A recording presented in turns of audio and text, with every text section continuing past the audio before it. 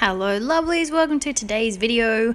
So this is a 12 by 12 mixed media layout, and this was done for my Arty blog post that went up last week, I believe, and I will put a link to that blog post in the description because you will also find links to all the products I've used in that blog post. So that'll be a good thing to go check out. So I'm starting with, I've wet my background, I've spritzed my paper with a bit of water because it's always good to blend wet on wet if you're looking for a good flowy background, which is what I was after. And I'm using the Color Blast by Arty color sprays.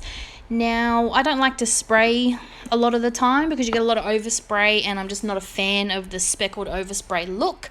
So if I want a more controlled background, I will dip my favorite big giant mop brush into the container itself using lots of water, and then just paint it on like a watercolor. So basically I am now using the spray ink as a watercolor. It makes a fantastic background. And because I'm using lots of water, that's how I'm getting I'm getting a lot of movement out of my ink. So I'm using a paintbrush to apply it down, then I'm spritzing it with water so I can get it to move and flow and do all sorts of cool stuff. Once it's dry, I've splattered on my splatters. It needs to be dry if you want the splatter effect. If it's too wet, it'll just bleed out. So I've dried in between my layers. And then I've, put my splatters down. So this was done for the Monochromatic challenge on the Arty Facebook group, and I'll link to that as well. So I'm using all blue tones for this. And what I've done here is I've got one of my stencils from Arty, and I've spritzed a slightly darker blue through it. Now, I love to use the same color to get a tone-on-tone look. I was almost tempted to use the exact same shade of blue, but I did want it to be a bit darker, and I've spritzed that through. And then, like I said at the beginning, I got a bit of overspray, which was bugging me. So what I did is I was left with all of this ink on my stencil. So I just pressed my stencil to my paper to get rid of some of that extra ink, and that's how basically I'm using it like a stamp.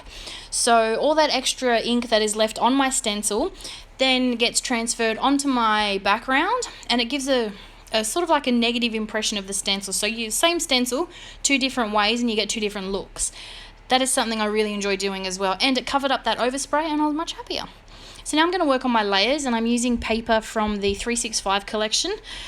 I love this collection. It's so funky, some really great geometric patterns. But basically I've just gone through and poured out some of the blue toned papers because I was going for that monochromatic feel.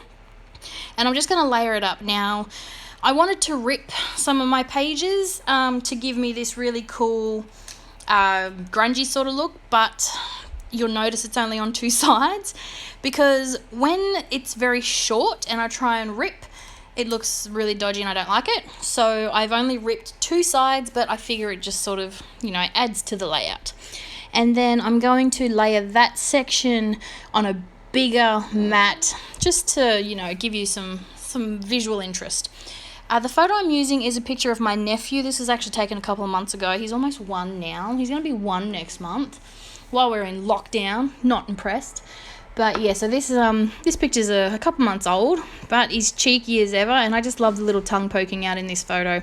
And I love the bright, vibrant colours. If you haven't worked out, I'm a very bright, vibrant colour kind of person.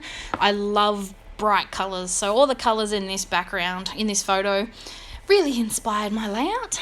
So I'm just going to trim that down so it's sort of more even, and that's going to be my photo mat.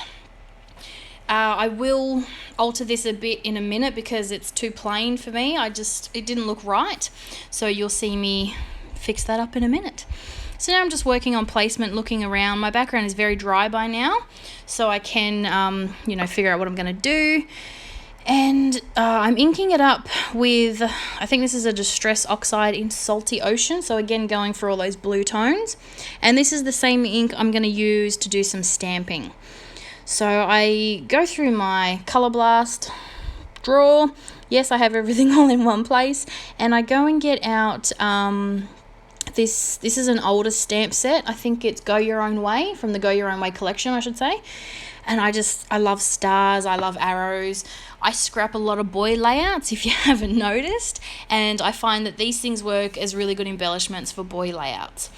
And so I'm just going to town. Basically, there was different sized little stars on this stamp set. So all I did was I placed them on my black and my own cluster, and then I'm just going to town stamping that all over the place. And again, I'm using that same ink. I'm using the Distress Oxide Salty Ocean. I like the oxides. I'm partial to the oxides at the moment. I've been using them a bit.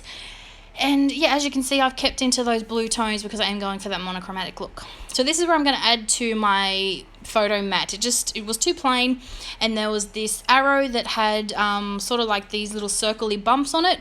So I'm using that as a texture stamp. I'm not inking up the whole arrow.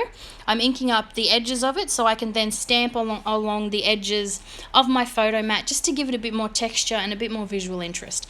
And I'm much happier now that I've done that because it gives me another color tone and another bit of texture. It just looks better. So now I'm going to go around my border. I tend to do this a lot when I do mixed media backgrounds because I find it helps just sort of draw your eye in and also contain all the chaos that is the mixed media. And I also do tend to do a lot of white background layouts, so it works well. And then because I'm on a bit of a doodling binge, I'm going to doodle around a few of those stars. It also brings in some of that black, so the only place I have it is not just my border. And I just really like grungy lines. I find they work really good as an embellishment element and as a sort of like a texture on layouts like this. I just like drawing and adding them in to things like this. And a star is a really good shape to trace. Basically, words aren't working tonight. So now my background's all done. I'm going to work on my title and maybe a little cluster. When I tend to have a busy background, I don't embellish a lot. But I had this star sitting on my desk. It was in the same color tones. It was from an older layout. And I thought it would look good in the bottom corner for my little cluster. And then I'm also going to put my title down here as well. So because I wanted a bit more texture and I wanted to put something under this star, I decided to go and get some thread. So this is like a dark blue thread. And the best way to adhere this down is with staples. And if you've got a keen eye, you may have noticed I've stapled this down, but I have not yet adhered my photo to my background. Don't worry, I'll figure out that in a minute. So I've done that a lot lately because I find I've been getting carried away with embellishing my layouts and things, and completely forget to stick my photo down. Not the first time I've done it, probably won't be the last time either. So yeah, I've used staples. I like to use staples a lot. One, it's an easy way to adhere things down. Two, when I lift things up to use glue again, it never goes back in the same place. And three, I like them as an embellishment element on my layouts, especially my mixed media grungy layouts. So yeah, I enjoy using a good stapler to stick things down. So this is my title. It's from a very old thicker collection, from some baby collection. I can't even remember, but it's been a while. And it just says little dude. At least I think that's what it says. Yep, little dude. Because this is our little dude. He gets little dude a lot. So it just worked really well. I wanted to go cheeky little dude, but I didn't have the right alphas to add cheeky. So see, this is where I've worked out I haven't glued down my photo, so I'm just going to throw some wet glue behind that. I do prefer to use wet glue when I have done mixed media in the background, because it just adheres better than double-sided tape. And then I'm going to use some staples as well up the top. So again, a good way to adhere it down, but also a good embellishment element as well. Then I'm going to add my journaling. Yes, I'm trying to journal more on my photos, and this is where I put that he's my cheeky little terror. I used a sentence enhancer word because that's what he gets called a lot.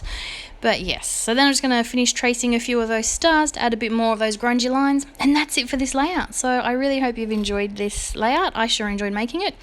And yeah, I'll be back real soon with a new one. Bye for now.